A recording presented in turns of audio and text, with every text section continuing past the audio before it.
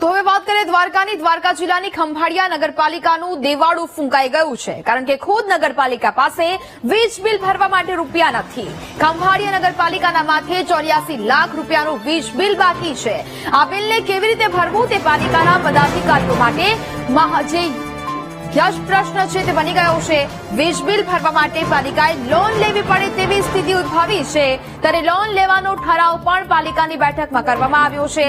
અને આવી સ્થિતિ કેમ થઈ તે અંગે વીટીવી ન્યૂઝે સવાલ પૂછતા નગરપાલિકાના ચીફ ઓફિસરે કારણ બતાવ્યું કે પાલિકા પાસે આવકનો એકમાત્ર સ્ત્રોત ટેક્સની રકમ છે. વર્ષ 2011 થી નગરપાલિકામાં બાંધકામની મંજૂરી અપાતી નથી. જો બાંધકામની મંજૂરી અપાતી હોત તો નગરપાલિકાની આવક વધે તેમ છે.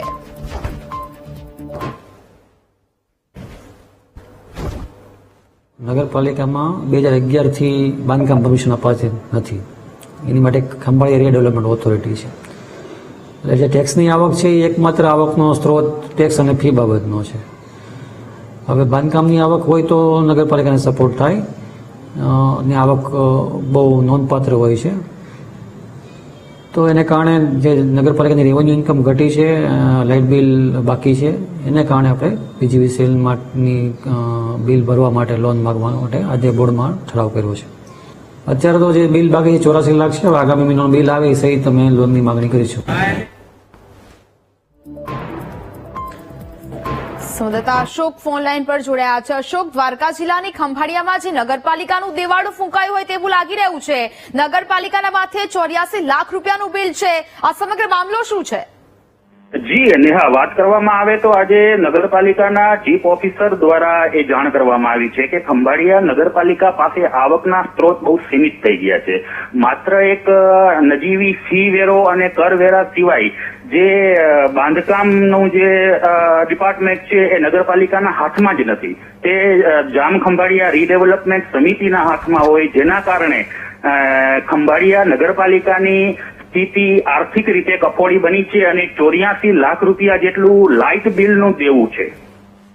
બિલકુલથી અશોક, પરંતુ ખરેખર તો સવાલ અહીંયા એ થઈ રહ્યો છે કે ખુદ નગરપાલિકા પાસે વીજ બિલ ભરવા માટે પૈસા નથી, તેઓને લોન લેવી પડે છે, તો પછી આગળનું ભવિષ્ય શું? બિલકુલ, ખંભાળિયા વાસીઓને પણ એ પ્રશ્ન જ મૂંઝવી રહ્યો છે કે ખુદ જે પ્રશાસન છે, જો એમને આવી રીતના 84 લાખ રૂપિયા જેટલી માતબર રકમ ભરવા માટે જો લોન લેવાની સ્થિતિ હોય તો નગરજનોની હાલત ભવિષ્યમાં કેવી રહેશે? બિલકુલ થી અશોક, પરંતુ જે પ્રકારે અત્યારે આ સમગ્ર મામલો છે તે સામે આવી રહ્યો છે, વીજ બિલ ભરવા માટે લોનનો સહારો છે તે લેવો પડતો હોય તો પછી આગળની તો વાત જ ન કરી શકાય. આ પદાધિકારીઓ અત્યારે શું કહી રહ્યા છે? કારણ કે જે મોટો ટેક્સ છે જે જનતા પાસેથી વસૂલ કરવામાં આવે છે, તો પછી વીજ બિલ ભરવા માટે ક્યાં અટકે છે આ લોકો? બિલકુલ, જે રીતના ચીફ ઓફિસરનું કહેવું છે કે અમારે જે માતબર આવક જે નગરપાલિકાની હોય છે તે બાંધકામ સમિતિમાંથી થતી હોય છે અને બાકી જે બધા નાના જે વેરાઓ છે એમાંથી બહુ સીમિત હોય, તો એની સામે અમારી જાવક પણ એટલી હોય છે. તો જે રીડેવલપમેન્ટ ખંભાળિયાનું જે બાંધકામ સમિતિ અમારી પાસે નથી, જેના લીધે અમારે આર્થિક નુકસાન વેઠવાનો વારો આવ્યો છે.